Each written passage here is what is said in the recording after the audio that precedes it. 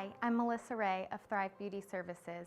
I provide transformational beauty services in salon, at home, on site, and at your convenience. I'm proud to be sponsoring Get Conscious Now. My name is Greg Relow. I'm a local attorney and mediator. I am pleased to be associated with Get Conscious Now.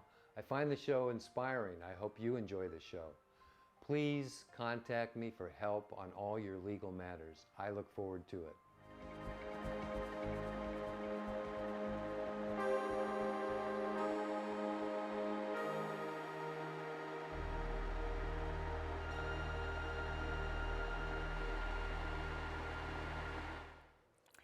Hello everyone, welcome to Get Conscious Now. This is Patricia Diorio and I'm delighted that you're tuning in today. And I want to thank our studio audience for being here too. It's so much fun to have you here and you add such wonderful energy to our shows, so thank you very much. So today's show is about the power of presence and how presence takes mindfulness to a whole new level of understanding in all areas of life, especially intimacy. Our guests today are an amazing couple who have pioneered presence in their work and their lives and have a wonderful, inspiring story to share with you today, so please stay tuned. But first, I want to welcome back our co-host here, my beloved Stu. Thank you for being here. We missed you last show. Yeah, I missed you too. Yeah, so thanks for being here. Thank you. It's my pleasure, and I'm here now. So, yeah, thanks for tuning in, everybody. And if you're new to Get Conscious Now, maybe you haven't seen some of our prior programs. And we have a YouTube channel. Just search us for Get Conscious Now or come to our Facebook page of the same name. We've had shows with best-selling authors like Paul Selig, Deepak Chopra, Michael Beckwith, Barbara DeAngelis, literally tens of people, is that possible? Tens of hundreds? Not exactly, but a whole bunch of people who are bringing forward thinking into at least one aspect of everyday life. And I know that they can make a difference in yours, so please tune in if you've missed any of our programs. And I'm excited to have you here for this one. So Patricia, why don't we just kind of roll up our sleeves here and get to our guests. Right. We have an extraordinary show planned for you today. So there's a trend that is seeping through the cracks of society and all levels of society today, including business even. And that trend is mindfulness. And we've done many shows on mindfulness in the past, these past several years. But many times we've interchanged the word presence with mindfulness. So today we're going to hear the distinctions between presence and mindfulness. Our guests are Michael J. Russer and his partner, Jacqueline Lopez, who are the founders of a new body of work called the Presence Protocol. And I'm really excited for you to hear about it. Michael and Jacqueline, respectively, are the CEO and president of Russer Communications. They are both international speakers and authors and thought pioneers, especially in transformational conversations around presence. Michael is a survivor of cancer, of two forms of cancer, and with his partner, Jacqueline, have founded a new program called the Presence Protocol, which is taking presence and working with presence for cancer survivors around dealing with the challenges of cancer, existential anxiety, as he calls it, and also the challenges of being with their partners and how cancer affects the relationship. So we're really delighted here to welcome Michael and Jacqueline to the show. Thank you so much for being here. Really Thank great. you. Thank you. Yes. Thank Good to have you here. Thank you. Thank you. So you both have such wonderful bios, resumes, and I didn't touch them. I just mentioned a couple of things. So I'd like the first interaction here to be the two of you sharing a little bit about your backgrounds and your credentials and what brought you to this wonderful work today. Who would like to begin? Jacqueline? Please, Michael. All right. All right. Yeah, well, my background started, gosh, when I was born. How far back do you want to go? That's what I was thinking when she asked. Yeah. From what year should I start talking? Give us the Cliff Notes. Well, actually, but it is relevant because I have this picture of myself as at 3 or 4 months old, and it's up in my bedroom, and he's like this. And he's absolutely who I came into this world to be. You know, he's totally authentic, he feels everything, he's totally heart open, and then life happens, right? And vulnerable, all these things. And then, just things happen in life, and I became a very driven, shut down individual, successful in business, but very driven and shut down to the point where the last 26 years of my marriage, my wife and I chose to be basically roommates. And I couldn't relate to my wife, couldn't relate to my kids, and this is before the cancer, by the way. And because a lot of people think, well, you get cancer and all of a sudden your life changes, and that's not how it worked. It is, I knew that I had to make a change. 7 years ago, I was at my daughter's graduation from Syracuse University, and I looked like my dad. And I knew that if I didn't change, I was going to die, not well. And so after the youngest son went off to college, I drew a line in the sand of my life, and I said, that's it. I'm going to go from this point on, I'm going to be heart open, I'm going to be vulnerable, I'm going to be authentic, and I'm going to jump into the abyss of not knowing what's next. I walked away from a very lucrative career, and a year later we met under very serendipitously, under the most unusual of circumstances. And it was that started the journey, but I had to go through all those other things before I was ready. And it's a good thing I went through it when I did, because 2 months later I was diagnosed with my first of 2 cancers. And cancer in my family is pretty serious. I lost 5 other members of my immediate family to various forms of cancer. So yeah, so it was a good thing. Otherwise, I wouldn't be sitting here today. So a lot of business background, and but the real change was when I drew that line in the sand of my life. Great. Which prepared me for what we do today. All right. And Jacqueline, you So have a let's- wonderful background. You're from I Brazil. was born in Brazil, and I grew up in Paraguay. My mom was from Paraguay, my dad from Brazil. So when they divorced when I was 7 years old, we moved to Paraguay. So that's where I grew up. So I speak I always say I speak Spanish, Portuguese, some English, and a foreign language, which is the native language. And I came here almost 20 years ago. And serendipitously, I was doing my post-degree in economics after I graduated as an accountant in Bogota, Colombia, University of Colombia. And I met my ex-husband there very, very mysteriously. I mean, there's no such thing like coincidence. And I end up in this beautiful country. And my desire, everything that I do, every cell in my body that moves me, is to give back to this beautiful country that welcomed me with open arms. And every person I met in my environment, I don't know, attract. I feel like so welcome. And everything that I do when I get up in the morning and do whatever I do is to give up to the community that welcomed me. And I'm so grateful to be here.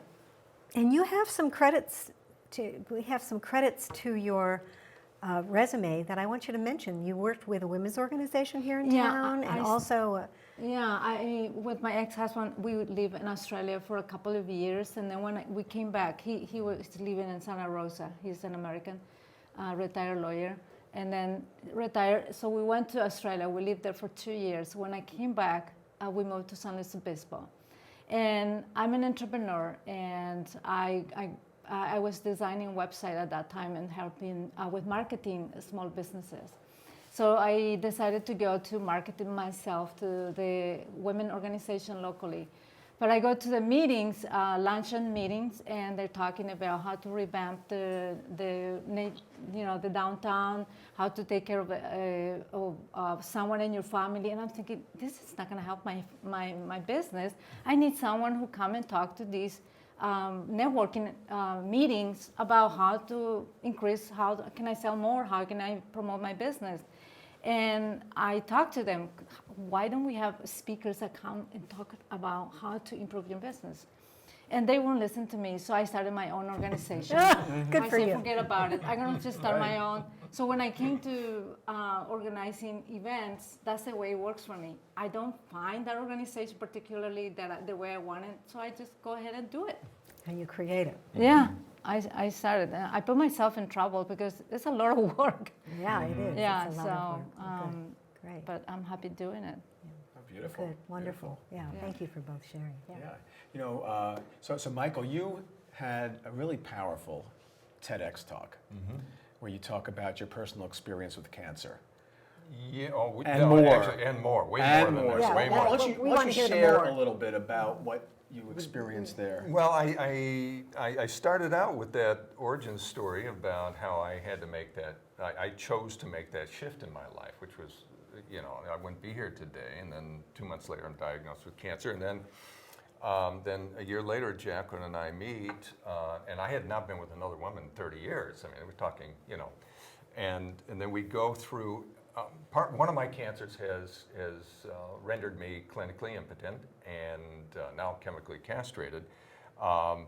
And it was interesting to watch the audience, by the way. There were 200 people in that audience, and anybody under 30 was getting it. All the men over 30 were looking at their navel, their shoes. Or a little lower, maybe. Making sure they were intact. And you pointed one of them out too. Yes, a couple well, of no, times, didn't you? that was actually, he was a millennial in the front seat. I could tell, I've been on the platform for 20 years, you can tell who's gonna be playful, right? And he's like, well, why are you picking on me? But everybody loved it.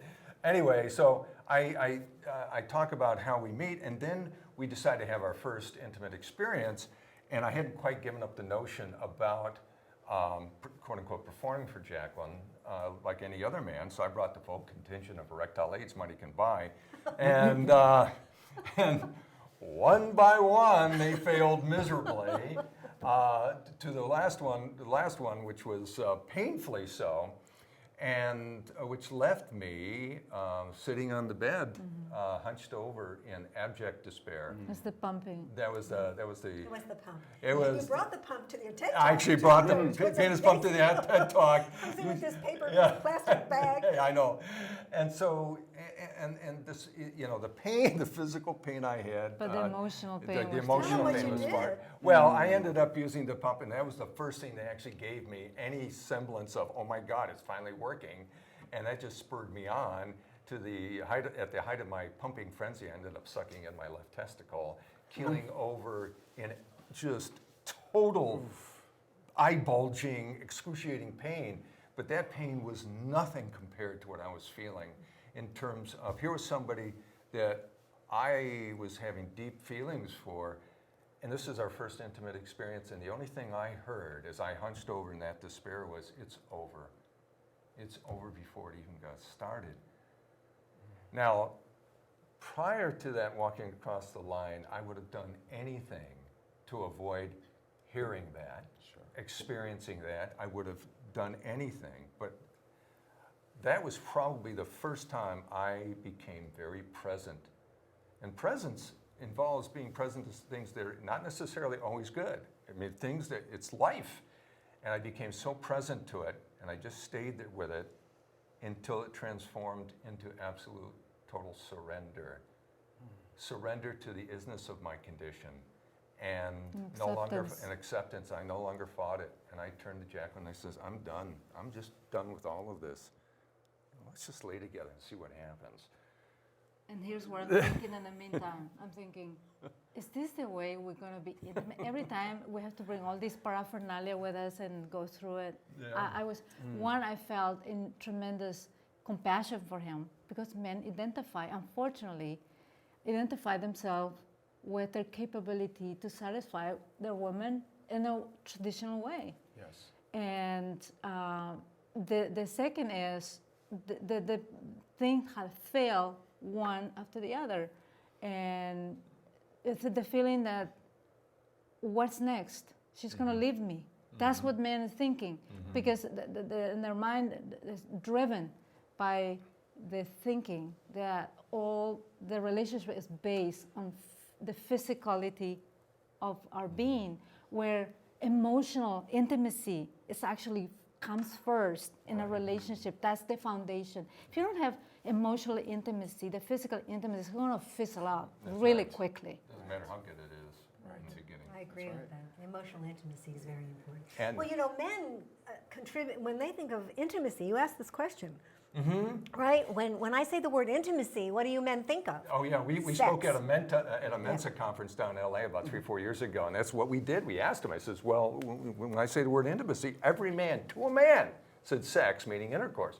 And when we asked the women, Yeah, hugging, cuddling, kissing. Yeah, and that's sex thing too. yeah, But primarily it Big- was it was a the- big there's an gender emotional divide, you know, and so, yeah, and so we define intimacy as a deep, abiding connection that can happen between two people on the emotional, physical, and spiritual level. And it doesn't have to happen all three. You can have a deep, abiding connection with your child, with somebody you meet on the street, whatever. And then with a partner becomes the physical side, and maybe even the spiritual side, as it has for us. But it's that connection. And then you ask people, well, where's that connection happen? You know, where? And they're like looking at us like, well, okay, think about where it is in the body. And then they finally get it. Oh, yeah, right here. Well, but for that, the connection to happen, this has got to be open. That's right. And you've got to be vulnerable, which means willing to feel everything. And you also need to be authentic, meaning show up exactly as you are, warts and all, and saying your truth. Speak your truth. Right, Even yes. if it hurt the feeling of the one you love, it's better to be totally authentic. Right. No matter what. And that's a challenge. That Yeah, is a it is. challenge. It is a challenge. And for the a lot reason of it's a people. challenge is, you know, we think, well, we don't want to hurt the feelings of the other person. No, what's really going on is the ego saying, well, if I tell them this, they get pissed, they're going to leave. And so Abandonment it's the issue. abandonment Right. issue, which in our wiring leads to, well, back eons ago, that meant you were ostracized and Right. you're going to die a grisly death. It all kind Or you're of gonna boils be down to alone, that. The yeah. existential angst again, right? Yeah. So this is the perfect time to ask you the difference between presence and mindfulness. I mean, we could kind of deduce about what you just said, but share about the difference between between presence and mindfulness. And I'm particularly interested because I've been putting a lot of energy this year I know you doing have. my speech on mindfulness. And I I know have you to, have. when I started reading your material, I went, wait a minute, presence versus mindfulness, and immediately you could hear it in my question when we Yeah. spoke on the phone. Right. And I didn't mean They're to be complementary. Yeah, they're Yeah, complementary. they're complementary. Yes, Right, yeah. Versus in this case, the distinction. Right. And So give us the distinctions. okay, so Yeah. so mindfulness is the process of where we become very quiet inwardly, and we go into observe what's going on without judgment, and just observe it, right? And that works very powerfully. It's very effective. It's been proven. There's evidence, science-based evidence or evidence-based science. There we go. That will back this up. But there are limitations to that. And one of the limitations is it doesn't, mindfulness does not address the source of dis-ease, why we have those thoughts, why we have these drives, these behaviors that lead to circumstances that are perhaps unwanted or feelings that are unwanted. And so presence goes into the very nature of why we experience these things, these thoughts, these behaviors, these limiting beliefs, and so on. That's a big distinction. Another very big distinction is that in a state of mindfulness, you can say, okay, I'm just observing my pain, I'm observing my mind kind of going off all over the place, I'm observing my ego doing this, but there's still that sense of identification. With presence, we step above that, and we literally say to ourselves, I am not my mind, I'm not my ego, I am not my body, I'm not my emotions. I'm awareness that observes these things. And I let go of judgment, expectations, and distractions. Awareness is centered in my heart. That is actually part of the presence protocol, which doesn't make any sense until you actually get into the training, because you have to actually feel it, and yet there's a shift in worldview that has to occur for that mantra to even make sense or have an impact. And another distinction is that mindfulness is about you becoming calm and centered in yourself, which is necessary. I have a discipline to get up in the morning earlier than I ever thought I would possibly do, because I like my morning getting up late. I decided to get up earlier. You know, it's like looking in the mirror, like my ego is saying, why do you have to get up early? I'm going to get up early, like deciding to step out against what I always have done. And where presence is going beyond your own self and calm to interact with other human beings, connecting with other human beings. In other words, you can do all the mindful you want, but here's the thing: you have a spouse, you have a child, you have a coworker, you have a boss, you have society around you. We are social animals. We need to connect with other human beings. You can have all your mindful you want, but what if you have to relate to your spouse? And how do you do that? So a present protocol teach you how to bring that mindfulness that you have been practicing for months, and now you have to go out in the world and become connected with that other human being. We are all connected. We are all one. That's the bottom line. And that's where our society has struggled to connect with other human beings. So I find an interesting distinction that in mindfulness we can be aware, let's say, that we're having a negative thought. That's not going to serve us. You know, if we're not mindful, we're going to have that negative thought and go down that rabbit hole, right? But when we're mindful, we can say, well, this thought is not taking me where I want to go. You know, where I want to go is here. So we're mindful of that thought not being what we want and then changing it to move forward. That's mindfulness.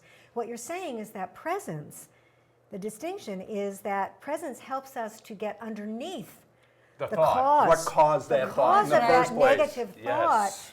I'm not worthy, I'm not good enough, I'll never make it, I'm a failure, blah, blah, blah, whatever it is. You know, the nuns told me, my father told me, my mother told me. That's right. And those belief systems go into our subconscious. That's right. Like, you know, like They software become your programs. They become your invisible chains. That's That's right. right. There are invisible changes. That's in a them. big I call them distinction. boulders or sandbags, or, you know, they're belief systems that really block our ability to be present. Exactly. Yeah. And think about this for a moment. You know, as Jacqueline was saying, one of the hallmarks of presence, and this is where it is perhaps most noticeable in interacting with other people, is that when you're present, if you create that space of presence where you truly have removed, you're fully aware in the moment, and you're devoid of judgment, expectations, and distractions, very few people have ever experienced that from another human being. Think about that. Right. It is one of the most, if not the most inviting space for connection to happen. And it can happen anywhere. And it can happen At Trader anywhere. Joe's. At Trader Joe's. Right. Or Lazy Acres. Lazy Yeah. Acres, yeah. So, there's quite a story, but we Yeah, don't have we- time for that. No, I get it. Yeah. I get it. It's Yeah, wonderful. it is. Yeah. It is. It's a very powerful space. Yeah. Well, I think Patricia and I would love to have the experience, and because you talk about the presence protocol as something where a deeper state of presence can be created, induced, if you want to call it that, Right. in even 60 seconds. 60 seconds, right. And so we happen to have a couple of minutes. All right. You know? Okay. So what do you So say we do we? Okay. Well, this is what we have done when Please. we speak to cancer Cancer survivors, survivors, yeah. because their relationship is already, first of all, if they've been married for a long time, or if they've Or had any couple. It doesn't have Any to be couple. cancer Right. survivor. Couples, after 10, 15 years, they There's drop issues. the ball and they become routine. And the relationship, they're becoming roommates. So we teach them, we give them an idea that presence, if you can develop that muscle, most of the other issues go away no matter how cancer has impacted your relationship. So what we're going to do is we're going to stand up, and then I'm already in a state of presence now, but I'm going to go as deep as I can go, and that becomes an invitation, and then ideally the rest of the room disappears for just a little bit. Okay. Does that sound good? Yes. All right, I'm let's going to give it get a up. All right. All right. Now, do you mind if I touch your shoulders? Not at all. All right.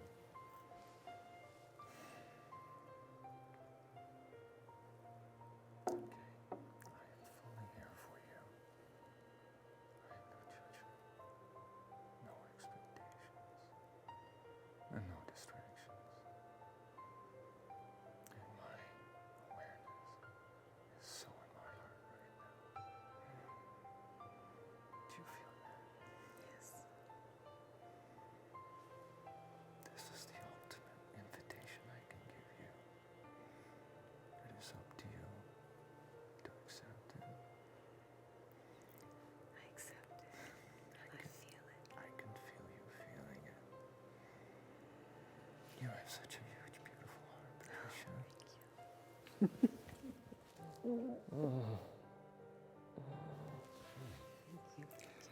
Right.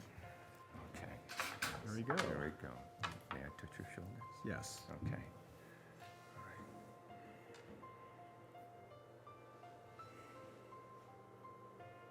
I'm creating a space. There's no judgment, no expectations, no distractions.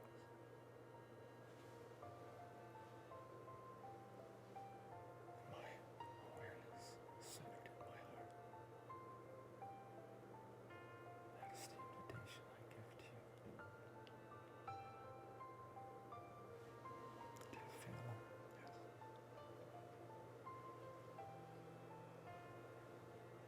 That is presence. Thank you. You bet.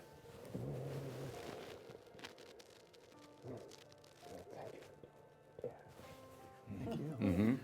Okay. Okay, now my voice was low on purpose because it wasn't meant for anybody else. But maybe you can share with you what your experience was. Share with us. I'll share it in one word: intimacy. I really felt that I was sharing this intimacy with you, and everything else disappeared around us. That is, Everything just dissolved, and they were just the two of us. that is an excellent way of putting it. I've never had anybody put it that way because in other contexts they would misread that term. That is a beautiful way of putting it. It is the most deeply intimate way two human beings can experience each other. It has nothing to do with sex. None. Yeah, Yeah, yeah, yeah. yeah. Thank you. Thank you. That was Yes. really wonderful. Thank you. Yeah. Yeah, I felt like a dropping in. So that's two words. And just a deep calm. And just a sense of spaciousness. Yeah. Yeah. Yeah, for me, when I go into that space, I felt this area right here just go like this. Yeah. And it just recently, Jacqueline and I have hit whole new levels of that we didn't even know existed. And it'll happen spontaneously. And we'll just look into each other's eyes, and then everything disappears, and we're in the middle of a parking lot. And we don't care. You know, being kind of a type A character, I'm always rushing around getting things done and stuff, but I do make time, you know, especially with this body of work that I was sharing with you about I am the word. And when I'm in Trader Joe's, you know, and I'm in line, I really make a point of looking at everyone in that room and acknowledging them as divine.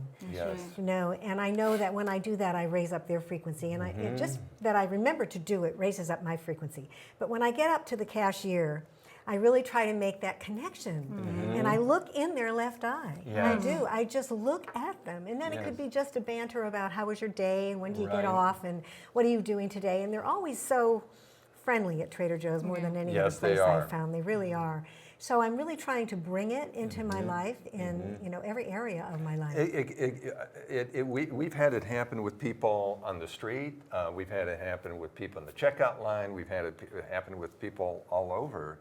And, you know, for us, every day is a gift. And that's one of the gifts that cancer has given us. And so how better can you celebrate that gift than to achieve that level of intimacy Right. as often as possible? Right. Because most people don't experience intimacy. No, they don't. You know, Not even at that people level. that have been married for years and years and years, usually the longer they're married, the less intimacy they Exactly. experience. So I want to know about your work with the cancer survivors, and there's a term that you used that I shared in the intro, existential anxiety, and I thought, gosh, existential anxiety, what is that? And I looked it up, and there were a lot of different expressions of that, but I would really like you to share, what is existential anxiety? All right. We are plagued, our society is plagued with Yeah. existential anxiety. And so existential anxiety, you know, what we have done in our work is we really have shown how every fear, every limiting belief, every wounding, distraction, that disempowering distraction, and so on, if you peel away all the layers of the onion, it will go right to the core of existential angst. And we define existential angst not necessarily as the fear of death, something much greater, the fear of non-existence. And so our egos, that's the thing that false sense of self that we have at this stage of our evolution. You know, the ego has gotten us this far, and it's a very powerful driving force. Its number one priority is survival. And anything that threatens that, it'll put up a fight. And when people are dealing with cancer, there's a part of them that realizes that who I am, quote unquote, may cease to exist or will cease to exist. And that is horribly frightening to a lot of people until they come to a realization, hopefully, that they are something so much more than that. But how do you explain to someone that the sense of self will dissolve, yet there will be something far greater that is already there, that has been covered Always over? there. It's always there, but it's been covered over. And you know, part of Jacqueline's work with the entheomedicine events was due to my questioning. You know, I want to know what it's like to die, literally, because the last thing I want to, when I take my last breath, I want to look at her beautiful face and her eyes and not be in distress. I want to be in just absolute love and not be thinking about, oh my God, what's next? And so we went through that journey and continue to, and my fear of death is gone. So now we are into the business of living, because that's the thing about, we all try to avoid dying. You know, we do the best we can, but we all have expiration date. That's right. But when you have cancer, that is in your face. So All you the live time, every yes. moment as if it was the last. That's how we live.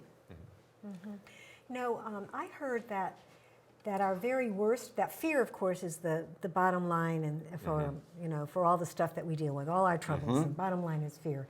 But what that fear is, the fear is that we're separate from God, that we're separate from each other, and that we're separate from God. And that kind of ties into this idea of existential angst, because that is like, I'm going to cease to exist and nobody cares. Right. You know, I'm just going to disappear. But the thing, though, that nobody cares, that's the ego saying that. Right, Right. right. All these things is all these. Yeah. Exactly. And Well, most people don't have an understanding that they're more than the ego. No, they don't. I mean, you know, we're kind of like what I call us in this conversation about consciousness, we're kind of like at the capstone of the pyramid, you know, and then you have everybody all their different levels of distinction or a level of awareness of who they are. But, you know, this is a conversation where we're way showers. We're really going through the forest first with the machetes so that those behind us, you know, can know. And fortunately, the millennials, many of them, they just come in with this conversation. So it's there's not a lot that has to be done for them. It's like we've prepared the way for them to just go for it. Yes, though the millennials have their own angst. I have two millennials for kids. Yeah. Trust me, they do. But I think they're way ahead of They're way ahead of where where I we was were. for sure. Oh, yeah, for sure, But yeah, so when we teach this material, especially in the 6-hour transformational workshop, the first thing we do is provide a cognitive framework. So that and we don't say this is the way it is, we're just saying we invite you to consider this worldview as a more empowering perspective than thinking that this is who you are, that the thoughts and this 5-pound lump of meat in your head is who you are. And neither one can be proved. So we're not saying what we're saying is true, just the more useful question to ask is, what's going to empower me? What's going to be useful? What's going to help me in my life rather than cause suffering? And we allow them to come to their own conclusions on that one. Right? And people like to be comforted by something they perceive to be true. Oh, that's the ego again, the Yes. sense of certainty. Yes. Yes. And perhaps that's what stimulated as much quantum physics, cellular biology, and all the other sciences, is this egoic quest for certainty. Exactly. In terms of what the heck is going on here. Right. What is the nature of our physical reality? Exactly. And, you know, I'm not sure if this is a self-fulfilling prophecy or not, but it does seem like whether it's quantum physics or cellular biology, they're both pointing to that unity and that oneness Yes. on the physical level. Yes. That it's not just a wishful thought. No. And it's not just something that is a useful worldview to have because it may be a little bit more love affirming. Yeah, exactly. And you know, I have a science and math background, and so I understand the materialist and scientism point of view, and it is highly driven by the need for certainty of knowing how things work. It doesn't have to be either or. The fact that we have these cameras in this room, the fact that we have smartphones, the fact that we have this glass, this table, is all due to technology that was driven by science and engineering and the application of that science. So that it's useful, but it is not the totality of the paradigm. And I don't think our minds are capable of encompassing the totality paradigm of what reality is all about. Well, you know, it's interesting because my very first show that I ever did, The Paradigm Shift, was in the 90s, you know, and when I chose the title of the show, The Paradigm Shift, somebody came up to me and said, "What's a paradigm?" Oh, I'm in big trouble, I'm in big trouble. But what I really meant was the paradigm shift is what we're talking about here. It's changing the worldview from thinking that we are this ego mind personality living only in a material world, right, to this idea that we're energy, that we're spirit, that we're one and connected with all life everywhere, all life, everything, not just other human beings, but everything. And that the paradigm shift is that's the mother of all paradigm shifts. That's right. For us to wake up to the fact that we're really one with, and I'm going to say it, God, but we could say source, creator, universe, field, whatever. I like to say when Stu's here, Uncle Charlie, because he gave that to me once. So you can call it anything, but we are one with that. And that is a paradigm shift. And when you think about it, and I when you shared with us on the phone the other day, that's what I thought of right away, was that the new paradigm, the new worldview that you're talking about is that we're all one, that we're all connected. There is no separation. That's right. We're one with all that is. When we talk about awareness that observes the ego, mind, and all that, it's implicit in that. And what we do is when they practice that, and if they're not quite ready for that shift, they will become more and more aware of it as they practice the present protocol. And the other thing, too, is that the extent worldview of this, you know, this is all there is by definition a zero-sum game. Either I'm going to win and whatever happens to you, you know, but that's the way it is. And that's what we're seeing now, very much so in our geopolitical and societal structure right now. It is very much a zero-sum game. And whereas the paradigm shift, this shift in worldview and perspective, by definition, serves everybody. Exactly. Everybody. There is no zero sum. It is only the more. In fact, the more that people ascribe to this and accept that possibility, the better the conditions and circumstances are for everybody.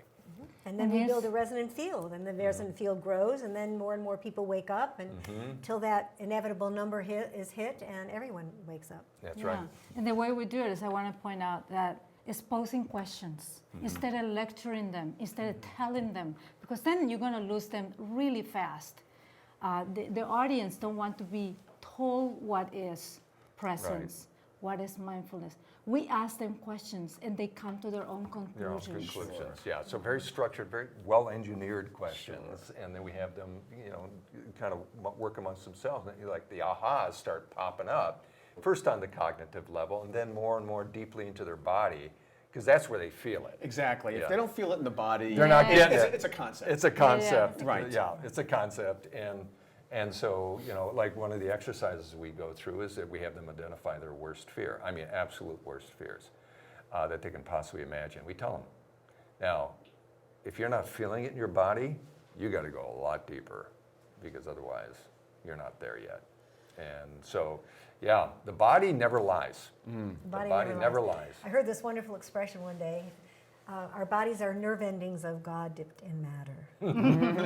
Wow. Nerve endings of God. I don't know, dipped in that almost matter. makes me hungry for whatever reason. I know, it sounds kind of juicy. It does. Maybe It sounds chocolate really dipped. good. Yeah, Exactly. Yeah, that's right. Yeah. Oh, but it's very appropriate. Yes, it is. Nerve endings of Yes, God it dipped is. in matter. Well, it's taken me a long time to connect this and my body. Mm-hmm. I mean, it's not. I have not been connected my whole life. Believe me. You have done a beautiful job. Thank you. Thank you. You have. Thank you It very so much. shows in everything you do. Oh, thank you, Michael. I Yeah. really appreciate that. And I'm not Yeah. saying that to your ego. I you know that. I Okay. know that. And I'm hearing it from my heart. Yes. Yeah, thank you very much. You're so welcome. Yeah, so in terms of dropping into our bodies and having the Mhm. experience, and you mentioned earlier about how you've taken intimacy Mm-hmm. to new levels in your relationship. Oh boy, yeah. Yeah, why don't you share a little more about that? Because there is that traditional belief of sexuality and traditional sexuality and intimacy really being virtually inseparable. Oh, yeah. I can, Yeah, I go can, ahead, I go can for start that. saying that we try to do things differently. Like, for instance, we don't sleep every night together because we want to maintain things fresh. And sometimes when people get into routine, the relationships start fraying into things that become they feel like this is the way it happened for my mother, my grandmother, but we do it differently. Saturday, Sunday, and Friday, Saturday, and Sunday is our time together. And the rest of the week, I'm in my room. I have my own life, and that seems to help our relationship to keep it fresh. And we have a two-bedroom condo, and my office, we both work from home. My office is right underneath the spiral staircase. So I'm up usually before she is working, and so I get to see her come down the stairs during the week. I kid you not, every day I just run right over there and I grab her as if I haven't seen her like in 2 years. And so, I mean, it's funny because when we... Yeah, and another one is when we say to each other, instead of saying, you hurt me, because we living together and working together, that relationship can get some friction, you can have some friction. And what we say to each other is, you hurt my ego. Mhm. So then you The language depersonalize that. It's not about you. It's not, Right. you didn't hurt me. What- So it really helps that. What we say is that when you're truly in a state of presence, nothing is personal, Right. you know? Right. Yeah, and Yeah. so it's, and it doesn't mean you're not gonna feel the twing, you're, the little like, ow, Yeah. you feel it, but it's, but in terms of how presence has helped our intimacy, again, I'm technically non-functioning, yet we truly do experience levels of, first of all, emotional intimacy. Neither one of us thought could ever exist, and that has led to levels of physical intimacy and even spiritual intimacy that I know I never knew existed, and I mean it just keeps And it's getting available better. for everyone. Look, Yeah. we're not special. No, we're I mean, not. we're just like everybody else, but we decided that this life is too precious Mm-hmm. to waste it away bickering about each other. Right. Period. Yeah, when you're present with each other, I have a friend, a dear friend, who is on the East Coast, and he's more of a brother to me than my brothers ever were, and which was part of the source of my problem. No, I'm just kidding. But the Ego said that. yeah, that's right. The ego said that. Damn them. Anyway. Once a week we have a little video chat, and about last fall, I just know, they've been married, he and his wife have been married for like 12 years. I could see the look on his face. He says, what's going on? He says, my wife and I haven't had sex in 2 months. Uh-huh. And he knows what kind of work I do. And I said, you want to fix that? He goes, yeah. I says, okay, I'm going to ask you 2 questions. Number 1, do you love your wife unconditionally? It's a yes or no question. He says, I love her unconditionally. And I know the 2 of them, I knew he was telling the truth. Second one took him a week to answer.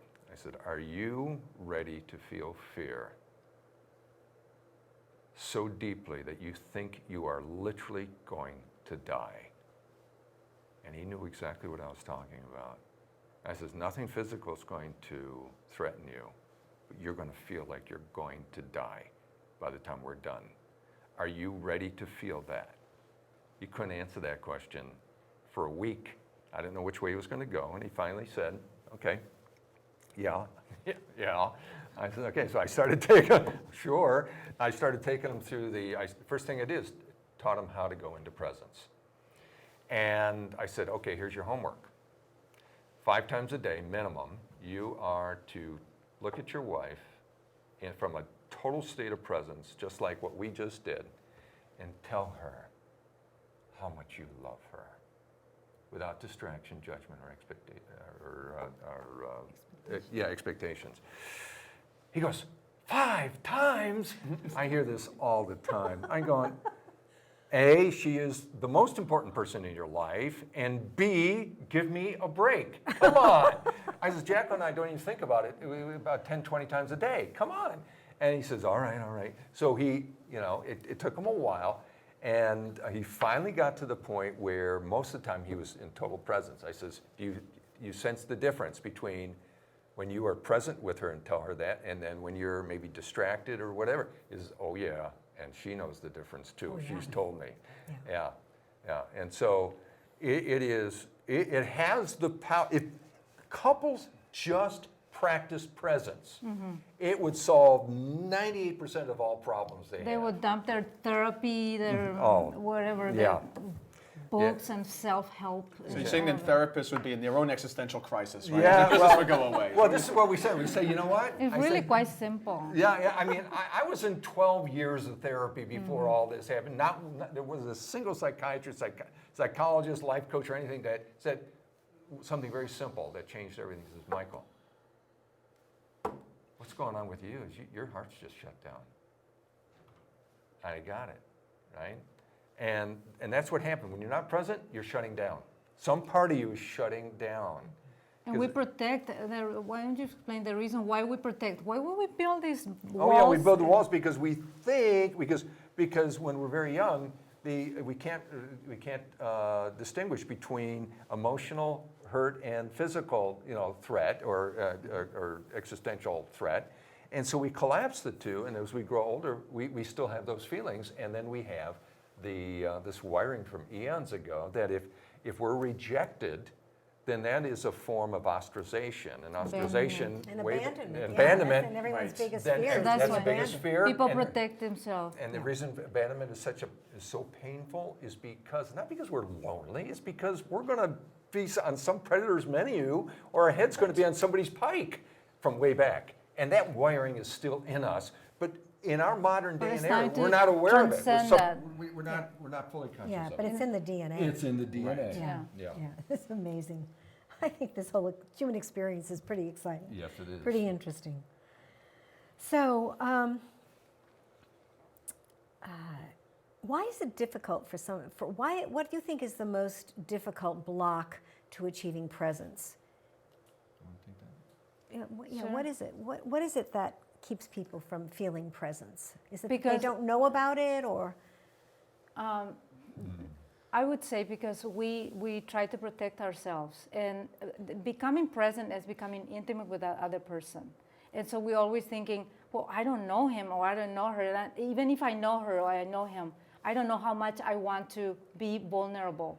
See, that's the thing. You have to drop your story, drop your invisible chains, and you have to show yourself authentically, and be vulnerable, and be totally ready to receive even criticism if that's the case.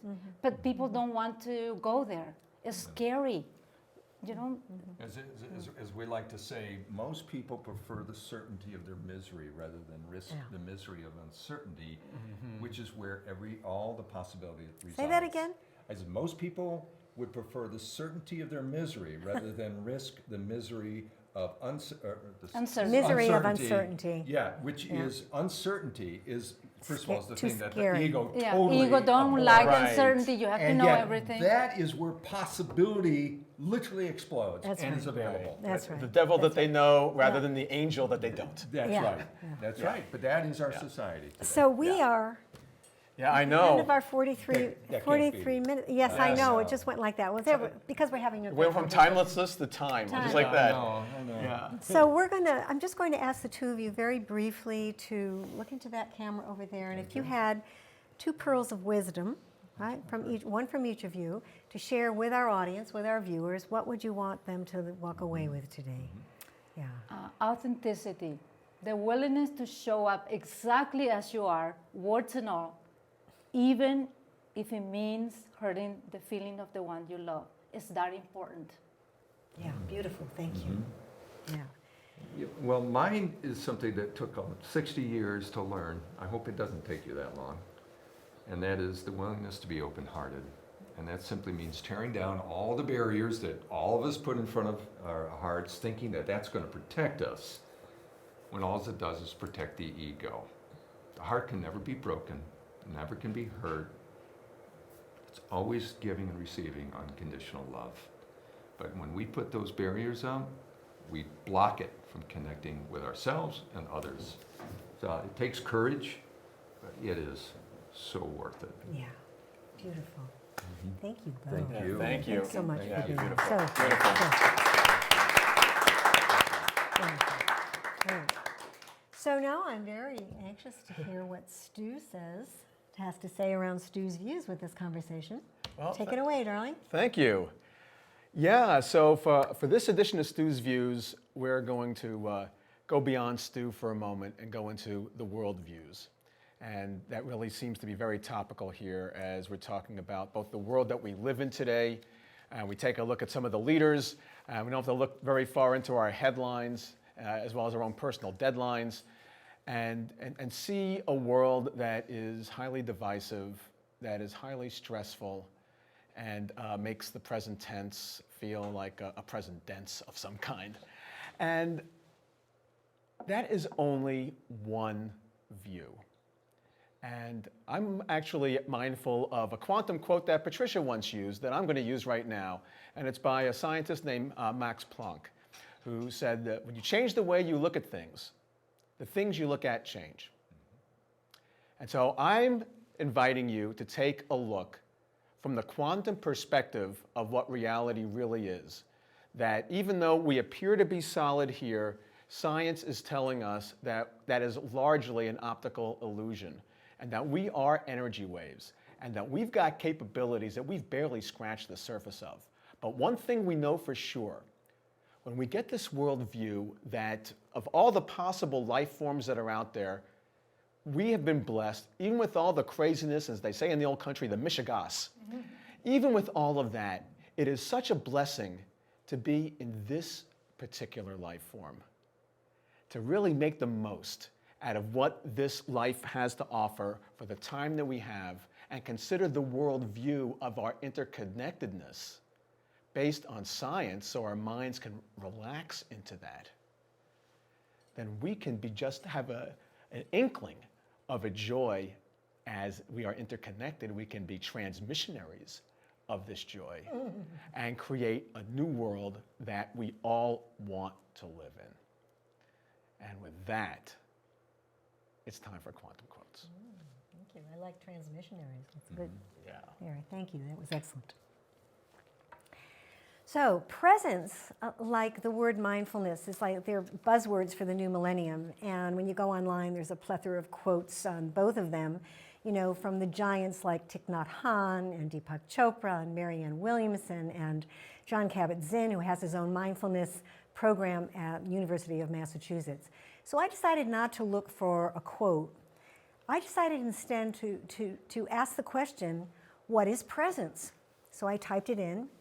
And I was shocked what came up, because what came up were definitions of presence, except for one, they were all about technology, today's technology. And I had never heard the word presence used in technology because I'm not so much into technology. And IT, that whole conversation. Apparently, presence is a word that's used in technology and it refers to an application in technology. But what it did is it spurred a memory of an event that I went to years ago with Greg Braden. I don't know if you all know who Greg Braden is, but he is an incredible luminary today globally. And he's a renowned author and teacher and lecturer. And he began as a geologist and a computer scientist. But today he is like one of the renowned luminaries on the planet. And I heard him say something that I never forgot it. And this is what he said. I can find it here. He said, and I'm paraphrasing here because I couldn't find the exact quote, but this is what he said. All man's striving for outer technology is really a reflection of mankind's deep yearning for understanding the inner technology of who we are as God in form. And you can substitute the word, any word, like I said before, God, creator, source, the universe, field, whatever. So now when I thought about that, I said, oh, so presence is really our inner technology, because we define presence today as coming from an open heart and being the deepest connection between two people. So when we become present to that place in us that is one with everyone and one with spirit, then aren't we practicing the inner technology of presence? I think so. So thank you all for tuning in today. That's our show, and it was delightful. I enjoyed it immensely. And we're going to close the show today, right? Yes. Reminding everyone, okay? Until next time. Until next time. Get conscious now. Thanks for tuning in.